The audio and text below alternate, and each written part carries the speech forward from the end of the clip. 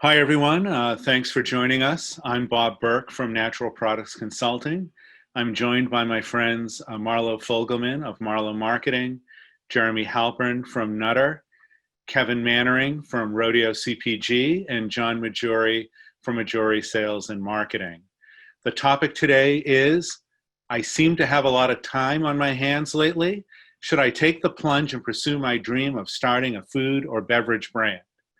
I mean, like restaurants, how hard can it be?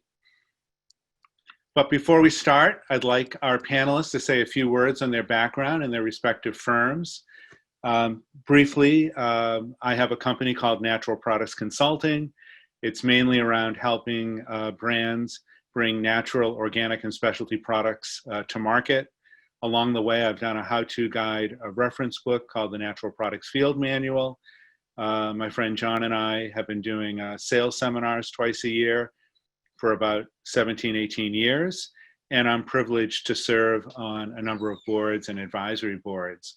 So Marlo, will you introduce yourself? I will. Thanks, Bob. Hi, everybody. So my company is called Marlo Marketing. We're a full-service integrated marketing and creative agency that specializes in all things hospitality, lifestyle, and CPG.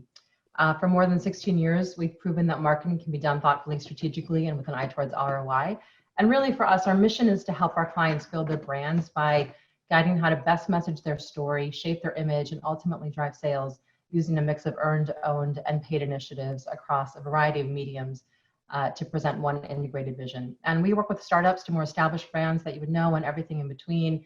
Agency CPG clients have included Purdue, Narragansett Beer, Cape Cod Potato Chips, Pretzel Crisps, Willow Tree, Bully Boy Distillers, and many, many more. Thanks. And Jeremy? Good afternoon, everyone. I'm Jeremy Halpern. I'm a partner and the co-chair of the food and beverage team at Nutter, McLennan & Fish. Nutter is a law firm here in Boston that serves food and beverage clients all over the world, with big concentrations here in the Northeast, in the New York tri-state area, as well as out west. We do have clients, though, outside the country and pretty much in every state in the union. We help those clients with everything from forming entities, capitalizing those companies with angel and venture and debt capital, trademark work, patent work, litigation, employment, pretty much everything that a small, high-growth business is going to need to move into the next phase. So if you have questions during the program or after the program, please feel free to get in touch with us. And my contact information is, I think, in the follow-up email. Kevin? Hi, everybody. Thanks to everyone for joining us today. My company, Rodeo CPG, I began with Zach D'Angelo in January of 2019. He's been a friend of mine for a while and had a long operations background and sales background through a bunch of different companies like Little Duck Organics, I and Love and You Pet, Kalat Superfoods, and others. I started in business in Woburn in a warehouse that I think Bob and John both visited 10 years ago when I was a graduate of their sales seminar, but worked at Quinn for a while, went to a sales agency, and joined up with Zach to create this rodeo group who focuses on operations management and sales management. About a third of our clients are actively selling in retail, and we handle either their outsource operations or back-end sales management functions. And then 2/3 of them are actually pre-launch or DTC only. So a lot of work on finding co-packers, setting up supply chains, and getting businesses off the ground there. So, Thanks. And John? Hello, everybody. My name is John Majori. I'm a broker and consultant on the natural food side of the business. I typically broker lines for supermarkets in New England. So I call on Stop and Shop, Shaw's, Market Basket. I do not handle the other side, being like Whole Foods and the co-ops and stuff. So focus on the supermarkets in New England. And then from a consulting side, I work with companies really to ramp up sales, kind of when they've made it over the first hurdle or two, and they really want to take their sales to the next level, really doing a sales strategy situation. As Bob mentioned, I do the sales seminar a couple times a year with him. We actually hold it in Boston at the Nutter office when we can actually meet in person. Hopefully in 2021, we'll be able to do that. And then I also sit on some boards as well. Great. Thanks, everyone. So I'm going to start with just a few things to think about that we can keep in mind as we listen to our experts. I'll then sort of go around the table and ask them a few basic questions that they can share some things that pretty much everyone should be thinking about. And then we're going to allow some time for Q&A. And as Colleen mentioned in the chat, please submit your questions through the Q&A feature, and we'll be keeping an eye on that, and we'll do our best to address those. So generally, when I talk with folks who are thinking of what you might be contemplating, it's always, what's your ambition with the business?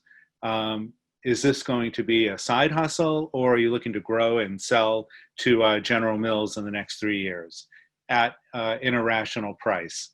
And those kinds of things help inform how you think about growth versus profitability, what kind of capital you need, what kind of a team, what kind of scale to get to either make a living or to have something that's worth something to a buyer.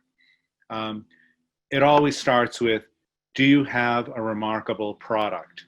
One that is differentiated in a meaningful way, has a reason to be in the marketplace, tastes great, and has, benefits that consumers are going to value.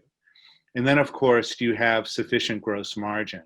So you can fund trade and consumer programs, have a pathway to positive cash flow, and can have a sustainable, profitable business. And then, one of the things Kevin will touch on is, what's your basic model? Are you going to make it, buy it, outsource, build, and how will you proceed? So I'm going to go around the room, and we'll start with Jeremy. And Jeremy, when people are starting out on this, when should they think about forming an entity?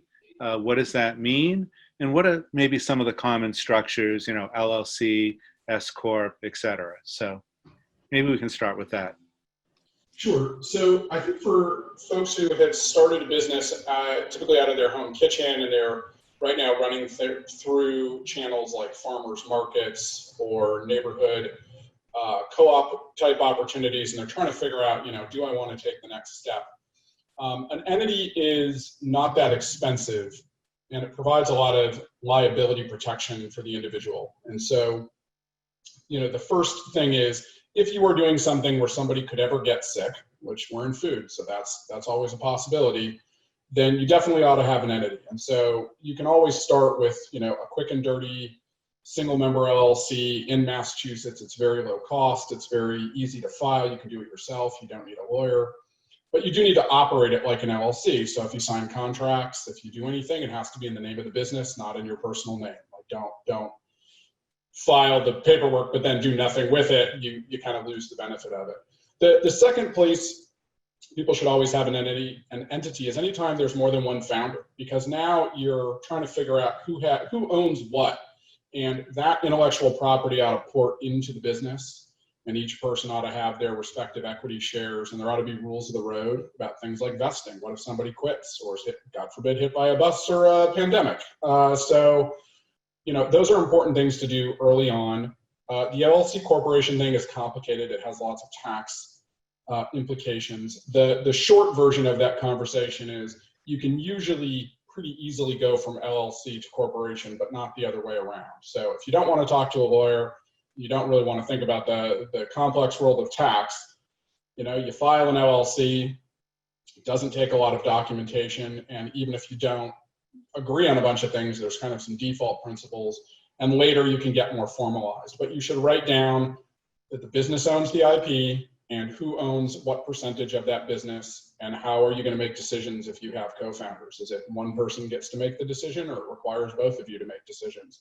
And in a perfect world, you would actually formalize that into an operating agreement. But the world doesn't stop turning if very early stage entrepreneurs are trying to figure out whether there's a there before they start spending real money and time on legal documentation.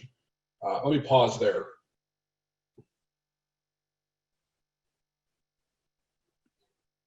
That was really helpful. Maybe just as a couple of brief follow-ons, when should companies think about trademarking, say, a brand name, company name, and other sort of intellectual property? Trademark is kind of funny in that it has two main tracks. On the one hand, it rewards people for inventing things in the same way patent does, but trademark is also a real creature of consumer protection. And so the rule is, as soon as you put something that's branded into the stream of commerce, you begin to accrue rights, assuming you are not treading on somebody else's rights. So you don't need to file a federally registered trademark to start to accrue rights in your thing. So Kevin's Donut Shop and Marlowe's Bagels can both operate and start to accrue some protection just by operating under those names. But the limit of that is the places in which you are operating. Now, in a post-e-commerce world where you might, even as an early stage brand, be selling into 50 states, you might be engaged in a process of establishing rights in 50 states, but you also may be engaged in a process of infringing other people's rights in 50 states. So I would say before things go too far, it is worth consulting a trademark lawyer, and they're relatively cheap in the scheme of things to file a trademark. The research that goes into it will help you decide whether or not, this is a mark that you can defend in the future. And one of the key things we always tell people is don't spend $15,000 with a marketing firm and package design and making all this beautiful stuff, and then go find out whether you can get the trademark. That should be a collaborative process between the design folks, whether internal or external, and the trademark council of what is a thing, do we believe it best represents the brand, and can that mark survive challenge out into the world? And then just one more. A lot of folks get started maybe with savings, credit cards, help from their parents. But when they're going to raise some money, should they be thinking about convertible notes, safes, borrowing money, debt, or an equity raise? Yes. So there's famous wisdom in the finance community, which is no business fails for dilution, but lots of businesses fail for running out of money. So capital and cash is king in these businesses. It is the fuel by which you do everything. And so businesses should start thinking about raising money right from the beginning of what is your thesis about what will this business consume from a cash standpoint. Now, some people manage to create profitable businesses from day one, and they only grow to the extent that they can cash flow themselves. And those tend to take much longer, but other businesses say, nope, we're trying to get to 20 million in sales in 3 years. Well, that's virtually impossible to do absent outside capital. So that leads you to okay, who is that capital going to be and why would they invest in this business kind of thesis? So the mechanism is less critical than the who. Is it going to be angels, angel groups like Branch Ventures, or non-food aligned groups like Launchpad? Is it going to be a VC like Beechwood? Who is going to be the fuel in the fire? And all those different players require different things of a business. They require a different thesis about what the exit looks like. They require a different thesis about how you operate and execute the business and the timelines. So you as an entrepreneur really need to figure out, am I on board with this? Am I on board with potentially getting into a company that's going to be sold in 5 years that I might only own 10% of at the end and that I might not be the CEO of for the last 4 years? Is that an okay thing for me?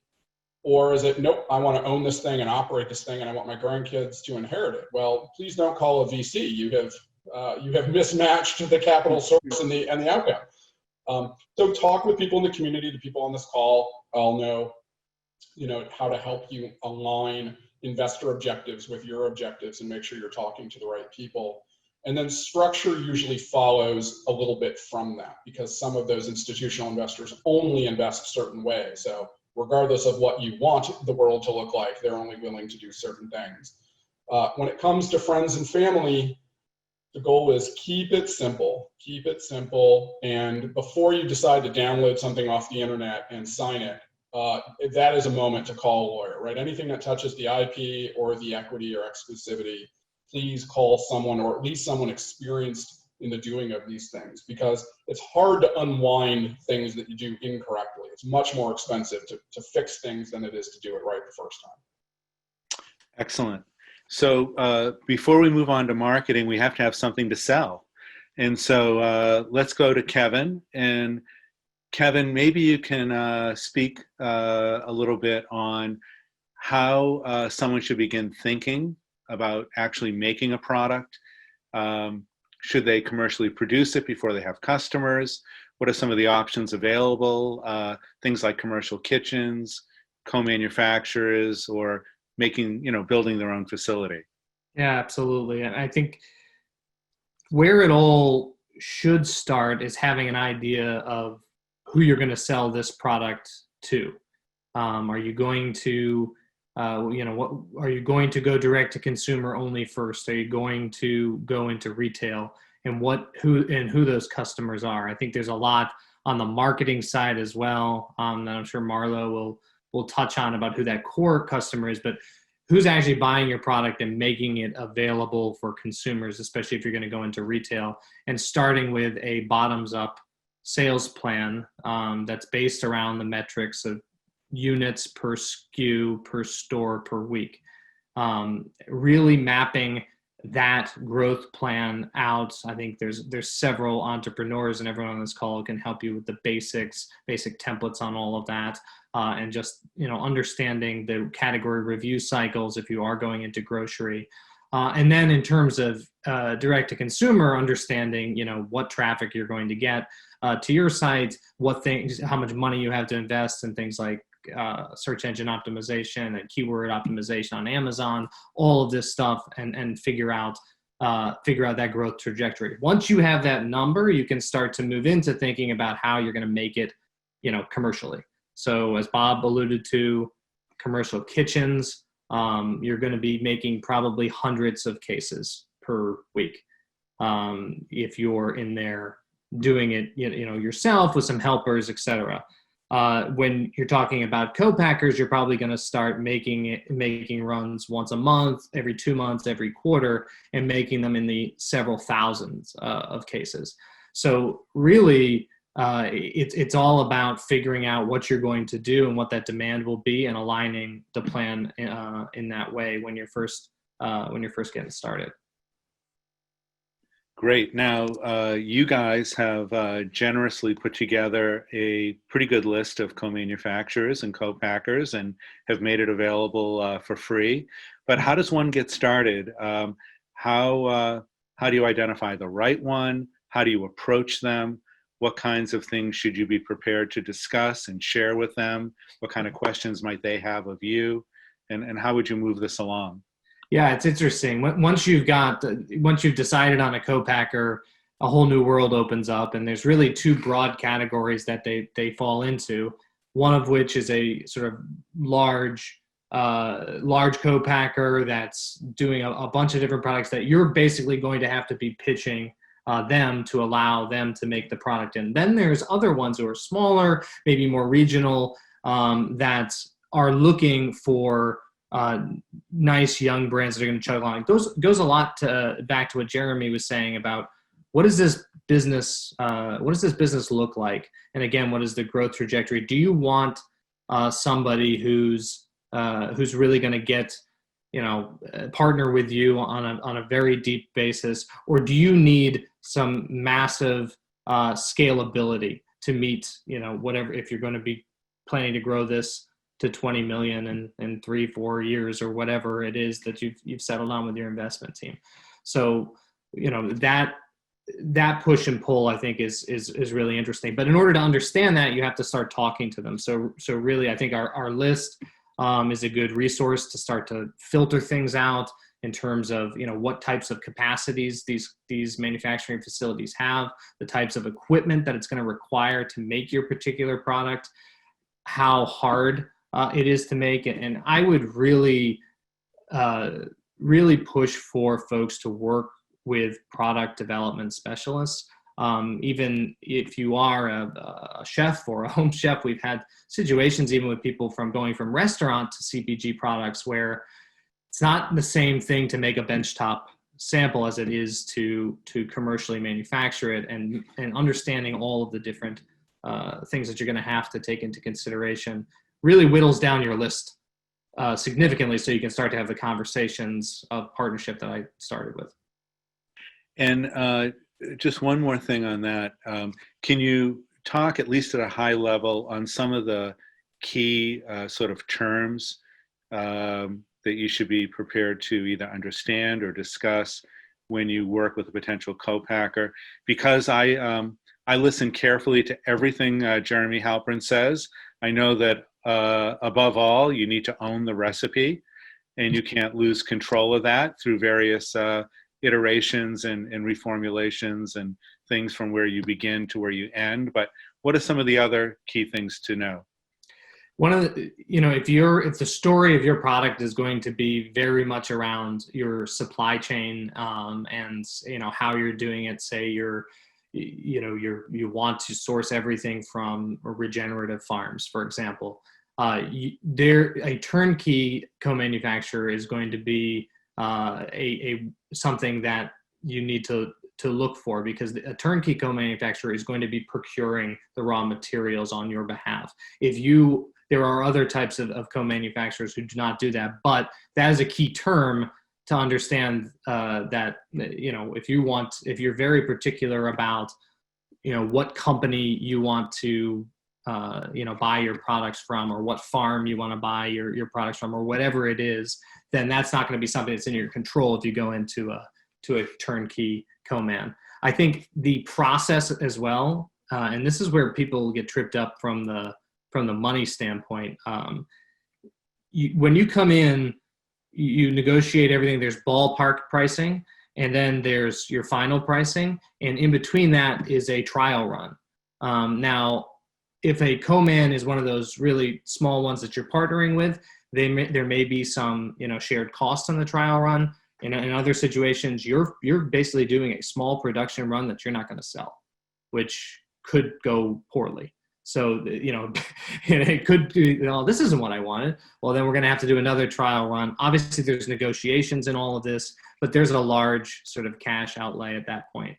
So ballpark pricing, obviously, should be very familiar to everyone, but really understanding that trial run and that first production run, the difference between them, the time between them, and the fact that there may be multiple ones, I think are things that folks overlook from the beginning. Great.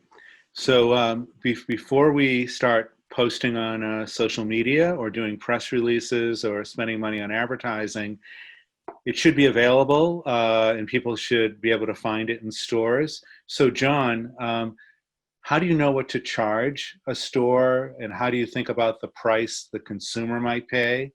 And then what kind of stores should you try to get into first? Well, of course, everyone wants to get into Costco and Walmart and all that, but realistically, you're going to start with small stores. And I always tell people, work with stores within your neighborhood, within your city, because these are stores that you want to be able to have access to. You want to go in there, you want to understand what's happening with your product, because you're going to find a lot of different things going to change along the way. So there's no better incubator than being close to home with it. And as far as what you charge, you want to do your homework and find out what the retails and the category is going to be. So you want to have an understanding of what you think your retail price should be there. And then working off that, you got to figure the retail is going to make probably about 40%. So if you want to sell your product for $4.99 retail, you should think about charging the retail about $3 per unit. And the retail, when you're talking to a retailer, they might be willing to work with you, especially if it's a small retailer in your local town or city. They might say, well, I'm willing to work on a little bit less for you, try to help you out here. Just know that long term, once you get into like a full production run, that Kevin was talking about earlier, you're going to get a better understanding of your cost, and then you'll have a better understanding of what you'll be charging the retailers and distributors. But at the beginning, it's going to be very flexible from that standpoint. And how do you get the product to the stores? I mean, do you start out by driving it around in your car or van? Do you have to go through a distributor? How does that work? Typically, that's the way it starts. I can tell you a quick story with Stacy's Pita Chips. When I was a buyer at Stop and Shop, Stacy came into my office and said, "Want to sell these pita chips?" And I gave her 7 stores that we could sell pita chips in. And she said, "Well, how are we going to get them there?" I said, "You're going to deliver them." And you want to be doing that if possible, especially where you can get to meet the people in the store, talk to the store manager, the grocery manager. So you'll get them on the side and help. They're going to help you understand what you need for your product. And they'll tell you what people are saying about it because they're there 40, 50, 60 hours a week. You might be able to go in there, do some demos and stuff, but you're going to be there a short period of time. But these are the people that are going to see your product every day. And it sounds like delivering product in your car can get old pretty fast. How many stores do you need before a distributor will pick you up? Yeah, so everyone thinks that's efficient. I can do it myself, but if you're looking big picture and you want to grow to hundreds of stores, thousands of stores, you're not going to be able to do it yourself. There's even the big CPG companies are getting away from self-distribution. It's that difficult out there. So what you want to is to try to find small distributors. Now, typically you need about 20, 30, 40 stores before a distributor will really seriously start looking at bringing your product in. But also when a distributor looks at that, it's a little bit of what they what you can give them for existing business, but also what they see potential is in your business. So they want to look at the packaging, what's the taste, the quality, all the different things that line up with it. So it's not just like, oh, I've got these 20 stores. And remember, you might have 20 or 25 stores, but they might only deliver to 10 or 15 of them. And most 99.99% of distributors are not going to distribute a product to one of the stores you want them to just for your item. So they've got to be going there with multiple items. So understand that when you're talking to distributors, they'll tell you what stores are key stores for them. Great. Thanks, John. So now you have a great idea. You've made the product. You're getting into some stores. Marlo, how do you tell the world that such a product like this exists? Well, first off, Bob, I'm glad that you put marketing last because everything Jeremy, Kevin, and John spoke about should come first. But the stuff that I do is seen as like the fun stuff. So oftentimes people will jump ahead and it's a complete waste of time and resources. So, I think the best way to market a new product totally depends on the product and how much money you have to spend. And whether or not you're in the middle of a global pandemic, that can affect it as well. Seriously, it could be social, it could be sampling, it could be paid grocery, it could be influencers, it could be digital, it could be PR, it could be Amazon. Ultimately, it really depends on your target audience, your timing and path to purchase. Driving in store, of course, back when that was a thing, which it will be again, hopefully at some point in our future, is going to require totally different tactics than driving to online purchase. So, sampling, obviously right now, not an option. So regardless of what your tactic is, the thing to keep in mind is how to create an authentic story about your brand and convey the value that your brand is going to provide to your target audience. And it goes, I think, without saying that everything you do needs to be in that voice as well. Start with what your brand position is, and from there you can build the right marketing plan. And, when it comes to marketing, there's loads of ways to invest money, right? And it could be in package design, it could be in social media, influencers, digital, it could be conventional advertising. How should entrepreneurs, especially early stage companies, think about, where to start and how to prioritize and where to go first? Yeah, I would definitely, you hit it. I would definitely say branding and packaging should be your first expense. However, as Jeremy said, once your legal is squared away, we've been in that situation with clients before who swore their legal was done and we made extra money because we had to go and redo everything. But how you present yourself to the world, especially in sort of these times, not COVID, but just modern days, means almost more than anything. Not only to get on the shelf, to stand out on the shelf, and to stand out on Instagram, really, social media. So investing in quality packaging that communicates your value proposition clearly and concisely is where I would spend my money as my first marketing expense. Of course, this is also assuming that you have a killer product, you have your supply chain in place, all those other elements. But really the packaging. And then again, once you've got the packaging and brand identity squared away, then from there, you can ensure that all of your consumer touch points are consistent, high quality, and continue to tell that brand story in the right way. Because once that marketing spigot is on, you want to make sure that wherever customers look for you, what they find delivers on that brand promise. And roughly how long does it take to start to see some results? Yeah, marketing success is rarely overnight, despite there's some viral sensations that sort of seem to pop up and, are just everywhere. Very few, that's few and far between, so it's really being thoughtful about marketing. And again, because it's a thing that everybody thinks they're an expert in, there's often, not really that thought and strategy put into the plan. So, an impatient brand might go down the path of, for example, maybe buying followers on social media because they think that having their numbers higher makes them look better, or spending a ton of money on paid advertising upfront. But at the end of the day, if you don't thoughtfully build an audience and a customer base that believes in your products, all of those upfront eyeballs, impressions, whatever, are fleeting. So we really recommend focusing on marketing tactics that are deeper than they're wide. Do fewer things well, and then build up a real base that your brand can deliver for. And then also, you need to set realistic goals based on what you have to work with, whether it's spend-wise, resource-wise. You're not going to get A-level celebs on a D-level budget. We had a client, a national huge brand, that was like, we want Matt Damon, we want Ben Affleck. We're like, oh, great, your budget is multi-million. They're like, oh, no, we have like $500,000 to spend. Okay, well, you're not going to get it, So you can't expect tons of influencer endorsements if you don't have budget to sample product. So really it's about finding a marketing partner who can help guide you with what makes sense for whatever stage you're at in the business cycle, and then be patient. It's a marathon, not a sprint. Got it. So I'm going to go around one more time with some follow-on questions, and then we'll open it up to our audience. So back to you, Jeremy. Sometimes people ask, can you get a patent on your recipe? Is that something that can be protected?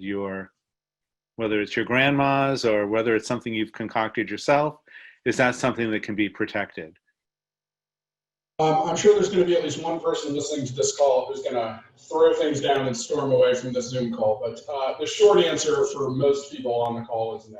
If an easy test is if you have done less than 6 months of hard biotech level chemistry, no.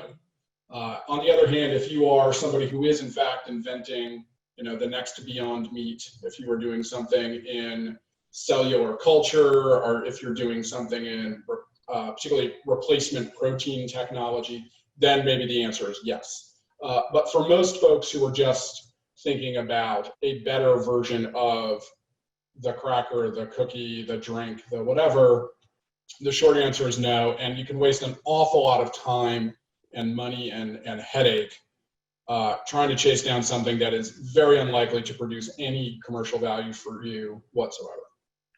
And, Kevin had mentioned, perhaps getting outside help around formulation and all of that.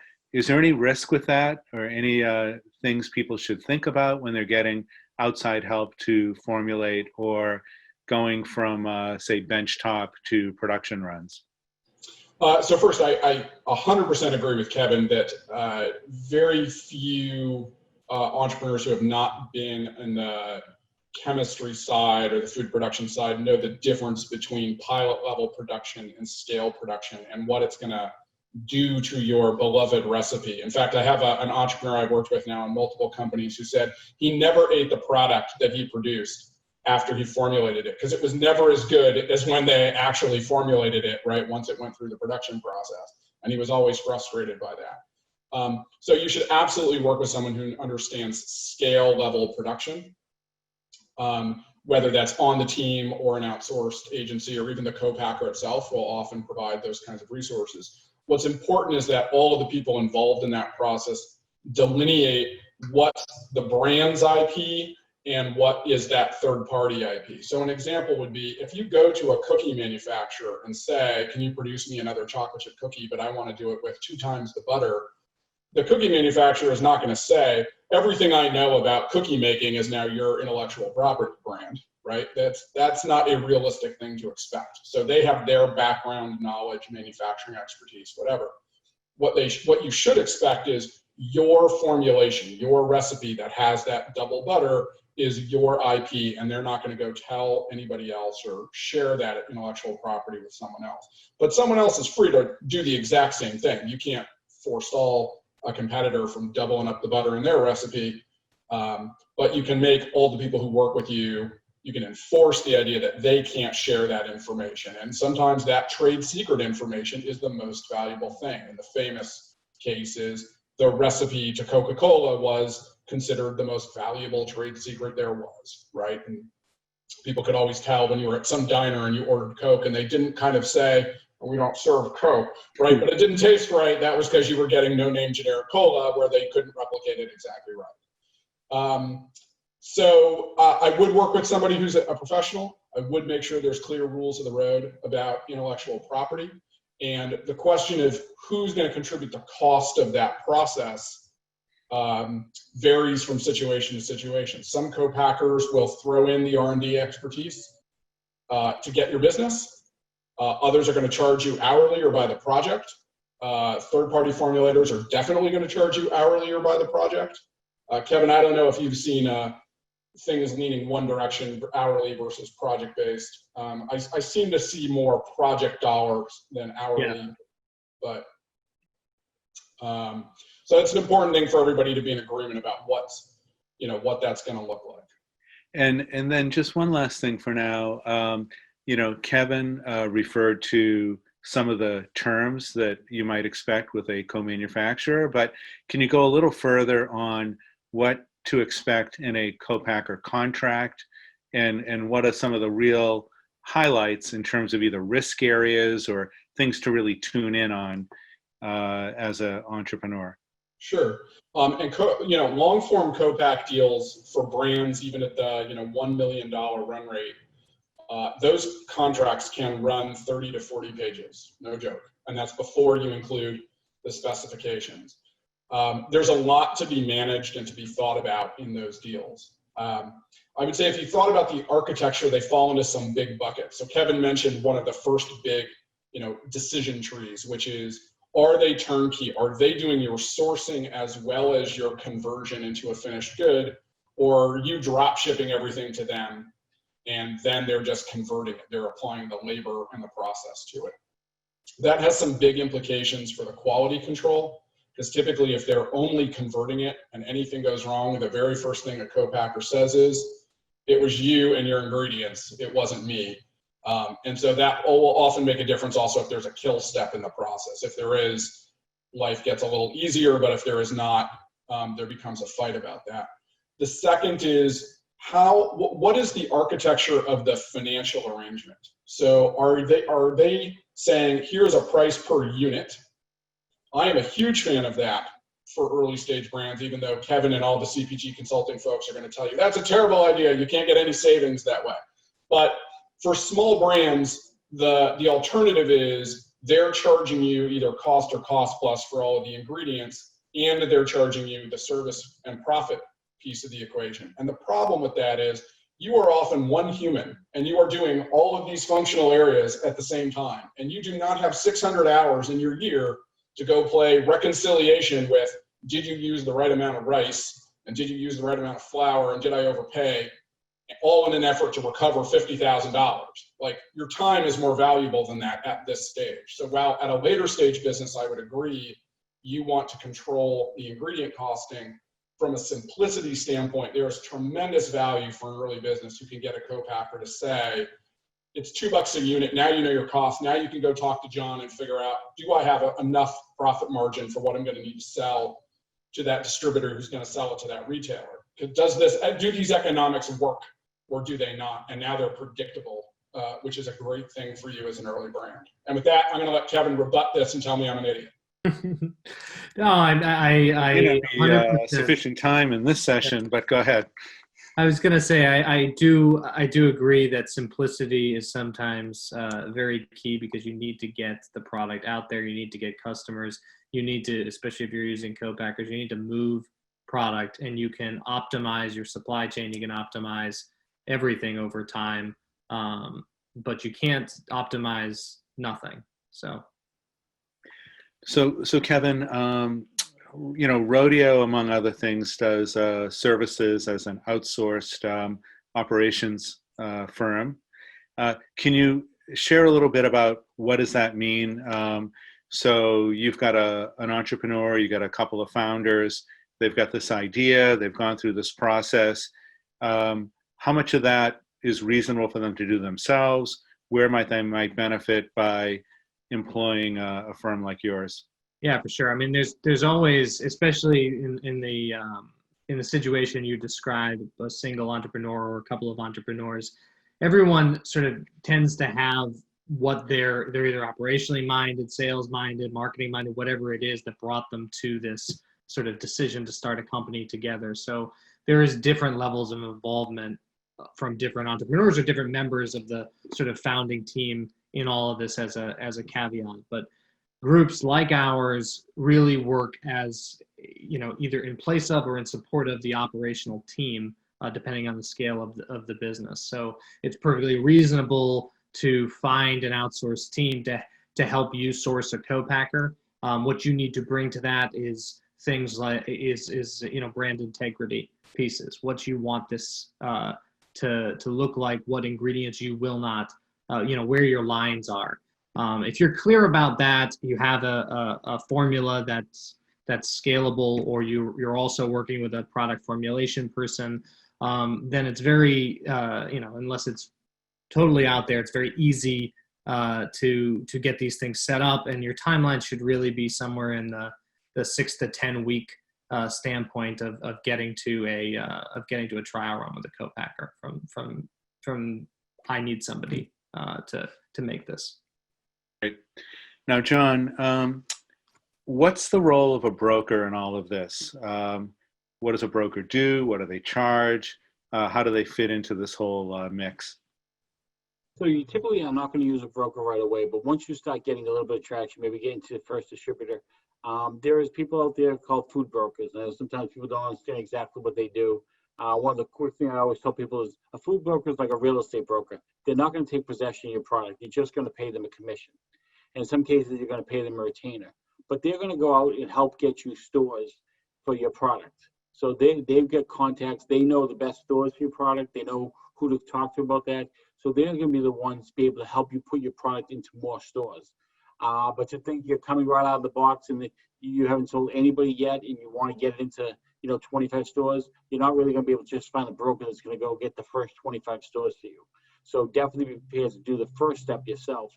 It's kind of that next level where the brokers will really start to come into play. And can you just say a few more words on what would someone pay a broker? Yeah. So typically, when a broker at the very beginning is going to look for what's called a retainer. So they're going to get a certain amount every month, no matter how much they sell, because there's going to be a lot of effort there before they even sell a case. Going to the store 1 or 2 times, getting the paperwork done and things like that. So, a small retainer might be, $750, depending, different brokers with bigger regions might charge you a couple $1,000. But then long term, the commission rate typically for brokers is going to be 5%. And that's what you would pay a broker. Thanks. And Marlo, there's a lot of marketing services agencies out there. A firm like yours does a wide variety of things from, branding strategy to package design to marketing communications. How should founders think about what's the right type of agency? What kinds of things might they need first? Maybe a range of what to expect to spend for these kinds of services so they can plan accordingly. Yeah, no, I mean, I think the most important thing is really before you even go down the road of hiring marketing or operations or brokers is to find mentors, right, that you can really trust to help guide you, because to think that you're going to understand it all, you're not.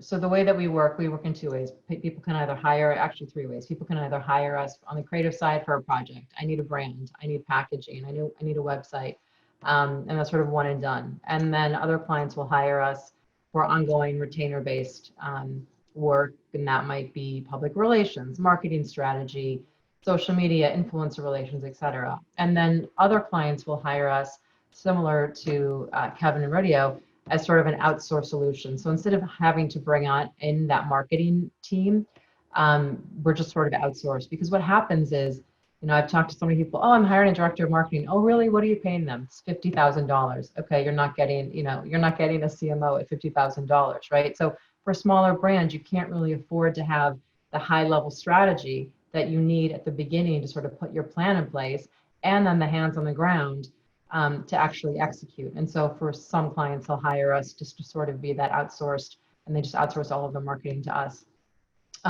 So, as far as what you need, like I said, it's find people that you trust, talk to references, look at the work that they've done.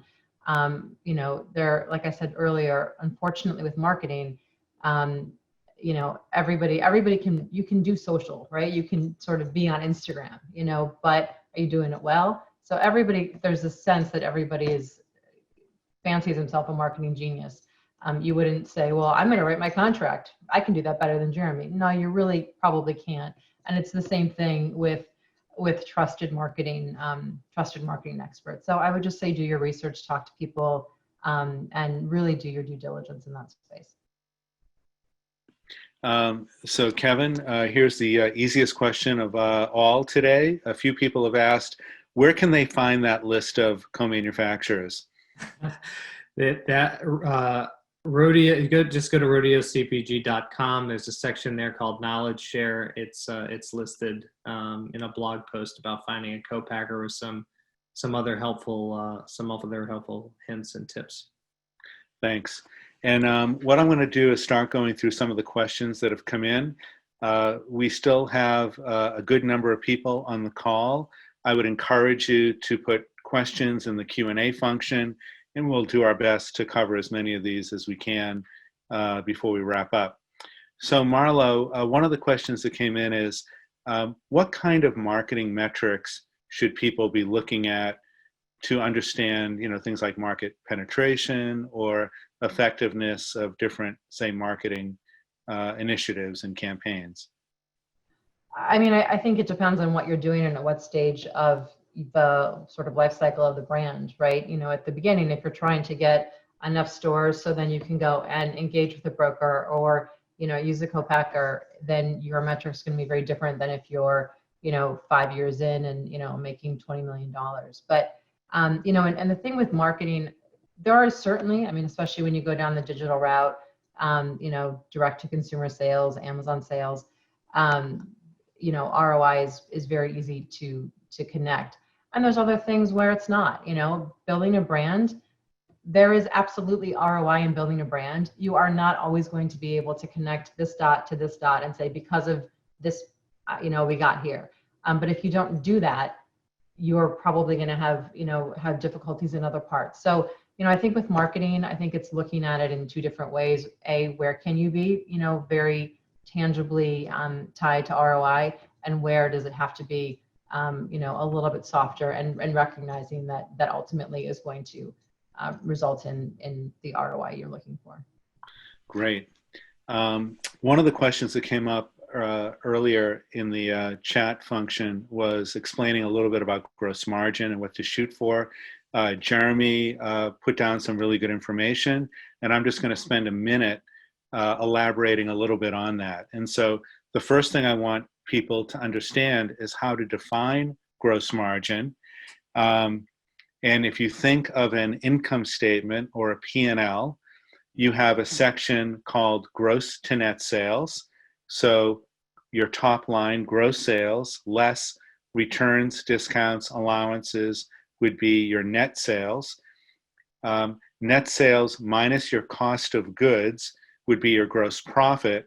And gross profit divided into net sales is what investors, strategics, banks, and others refer to gross profit or gross margin, not your product margin, which might be your list price that no one actually pays, minus your cost of goods. So that might be a little inflated. But you need to start with a healthy product margin to end up with a viable gross margin on your P&L. And a few things to consider and to think about. One is your sales mix.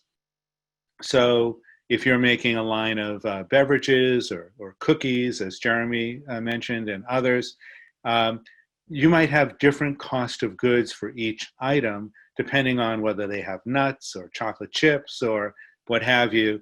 And so depending on that sales mix will inform sort of your weighted average cost of goods or your blended average. So keep that in mind. And then on the other side of the equation will be your, what is your weighted average price based on your channel mix. So if you think about it, your lowest price is going to be your sales through distributors. Your next highest price might be a direct sale to a retailer. And then your highest price of all might be whatever direct-to-consumer business you might be doing. So if a company is doing, say, 70% of their volume through a distributor, 20% direct to retail, 10% direct to consumer, whether it's off your website or farmers markets, what have you, that mix will inform what that average price is. And obviously, the more it shifts upwards, the higher gross margin you'll have. Jeremy. As it relates to financing activity as opposed to operating cash, there is an institutional bias, however, that favors sales via retail. And that bias may be changing, particularly in light of the last 6 months. But investors will often say, I'm much more comfortable understanding what $1 million of wholesale dollars means when it's via distribution and into a general grocery or into Whole Foods or whoever it might be, versus that same $1 million, even though it's higher margin direct to consumer. Investors trust that revenue less. They don't understand its predictability in the same way. And they will not give you the same credit for it when they think about valuing your company. So it's completely antithetical to logic that the $1 million that produces 70% gross margins is valued less than the $1 million that produces 35% gross margins. But that's the reality, because one, they treat it as a validation of the marketplace, and the other, they don't know how to treat it. They don't trust it. Yeah. And I think I'll add that gross margins are going to vary somewhat based on the category you're in, right? So if you're making frozen foods, gross margins tend to be a little lower just because of the added costs and a little bit of a ceiling of what consumers are going to pay. And at the other end are things like nutritional supplements, where there's very little relationship between the actual cost of making it and the value conferred to consumers. And so it might be common for nutritional supplements to have 60 or 70 or 80% gross margins, whereas a frozen product might be in the low 30s or mid 30s at best. So one of the questions that came in, and I'll paraphrase, is, is traditional bricks and mortar distribution still viable, especially say during COVID? The costs of getting product on the shelf of it, say a Whole Foods or even an independent, can be quite high. You have distributor margin, you have upwards of 40% margin for the retailer, you've got brokers involved, you've got trade spending, which might be promotional allowances and sampling and free fills and all these kinds of things. Is that still viable, or should people be thinking mostly about e-com? And I'll just open it up, whoever wishes to answer that. Bob, I'll jump in first. Because I deal mostly with the bricks and mortar. And, back in March when COVID hit, everybody started buying online and everyone was talking about being the death of the grocery store. But really right now, most grocery stores are up double digits versus last year. So people have made their way back to the store. That's where people are comfortable buying. And Jerry mentioned it earlier about, investors look at that volume as very consistent versus the e-commerce. E-commerce tends to come and go with different brands. What's hot now might not be hot in a month from now. So brick and mortar is going to be very vital to building it. And even within bricks and mortar, from a supermarket standpoint, from Jeremy's evaluation, versus TJ Maxx or Costco or, Trader Joe's. One of the core things about the supermarkets, even the drugstores, if you're in pharmaceuticals and stuff, is having it on the shelf so the customers consistently can buy your product. Because that's one of the major things is about having your product available consistently to the customers. Excellent. And Kevin. Yeah, one thing I wanted to add to that is McKinsey put out a good piece about the percentage of sales that are coming through grocery retailers but are actually digitally native sales, things like through Instacart or Amazon Fresh and that sort of thing. So, and this, maybe Marlo has seen some of this as well from a brand standpoint, but the traditional trade spend routes, the traditional, maybe display of product doesn't really attract as much consumers if there's a ton of shoppers coming in with a preordained list because they're shopping for somebody else. It's still a vast majority of these purchases are in-person purchases by the customer themselves, but the rate at which that has grown is pretty striking, from Whole Foods, Amazon, all the way through Walmart. Great. So we have a question probably for Kevin, maybe for Jeremy. Is it appropriate to have the co-packers take part in some of the cost of a trial run? Even if you own the formula, is that something they might say subsidize to get your business, or should you just expect to be paying sort of list price? For the trial run itself, I think by the book, you're paying for it.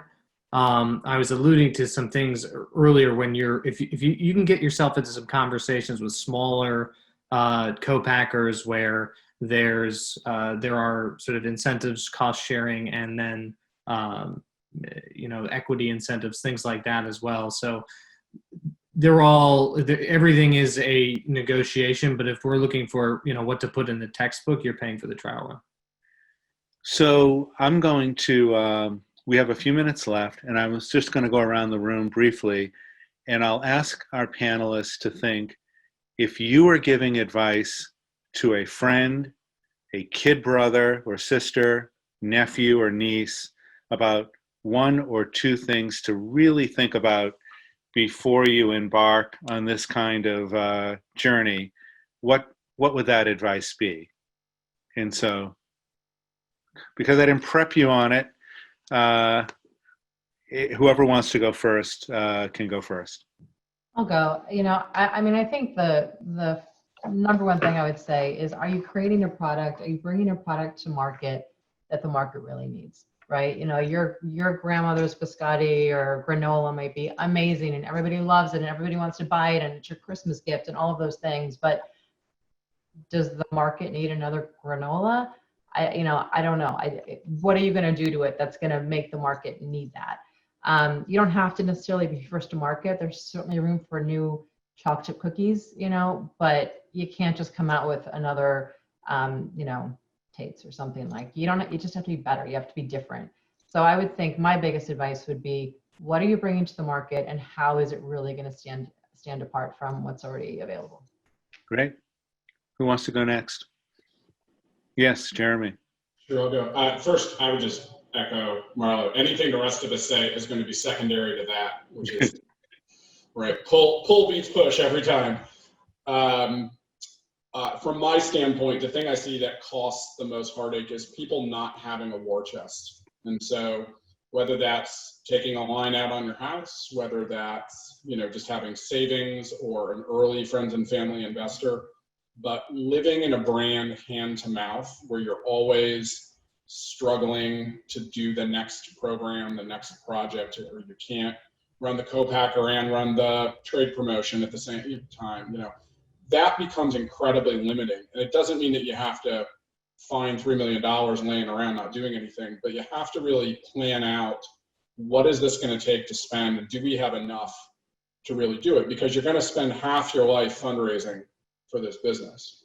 It's very painful. You will always get a better deal when you've got traction. So it's a very chicken and egg problem. If you've got a little bit of a war chest early on, you can have more traction than other people at same stage who didn't have a war chest, and thereby attract more capital and on better terms to get to the next layer, and on and on. So as opposed to running out of money and then running around like a crazy person, looking for anybody who will drop 100 grand so that, Kevin can help you pull the trigger on the next co-pack run, but until then you're going to be out of stock. Like, that's a miserable place to be. So war chest is cash is king. Great. Kevin? Yeah, I think that the most interesting or the most interesting advice you could give to somebody on this is to remember that they brought this sort of idea to life when they're in the middle of it, and not to be so concerned about a buyer that didn't bring the product on, or what your competitors are doing or racing. I mean, the sort of graveyard of brands is filled with Me Too items, as Marlo alluded to. So if you're so concerned with what's the trend I got to catch up with, what is, oh, these guys are copying me or whatever, block that noise out and trust yourself. If you've taken this leap, you've got the war chest. I mean, there comes a time for sure for in-depth data analysis and measuring price elasticity and all of that sort of stuff. But when you're getting started and you're developing new items, just continue to trust the brain that brought that item into being, without worrying what others have to say. Nice. And John? So just building off one of the early things, understand most stores, if they're going to put your product on the shelf, something's coming off the shelf. So you're going to think about, if they're going to take an item off to put yours on, yours better sell more than what they're taking off. Not even as much. It's got to be more, because you're going to do all this work to get your product into the store. And the other thing I'll always add is that, your friends and family love your pasta sauce or love your salad dressing or whatever, and you're always going to hear that. I always say, I don't care what 10 of your friends and family have to say, give it to 10 of your enemies and tell me what they think of your product, because that's going to be the true test, because those are the people that are going to be buying your product long term. And what if you don't have 10 enemies, John? Ask me, I got plenty I can give you. Yeah. And I think I'll just wrap up. In my role, I tend to be sometimes in the middle with brands, clients, with brokers, with agencies, with investors, other service providers. And one of the biggest reasons why things go wrong is a mismatch in expectations. So if you can be clear about direction, results you're looking for, objectives, and then hear agreement from the other side that yes, they can get that done, and then you have a process for holding them accountable for results, deadlines, quantifiable objectives, proverbial SMART goals, etc., then things generally work out better. So I think we're at the end of our time, a few minutes over. Thanks to our panel. I think this has been great. Thanks for everybody for listening in. I understand the recording will be available later for those who have registered. Is that correct, Jeremy? I think that's right, and we'll email something back out to everyone who registered so that they have access to resources. So if you want anything else, or you want to reply back and say, can I get a list of X or whatever it is of something you've heard, please let us know, and we'll try and circle back with the registration group to get back to you as soon as we can. All right. Well, thanks again, and so long. Bye-bye.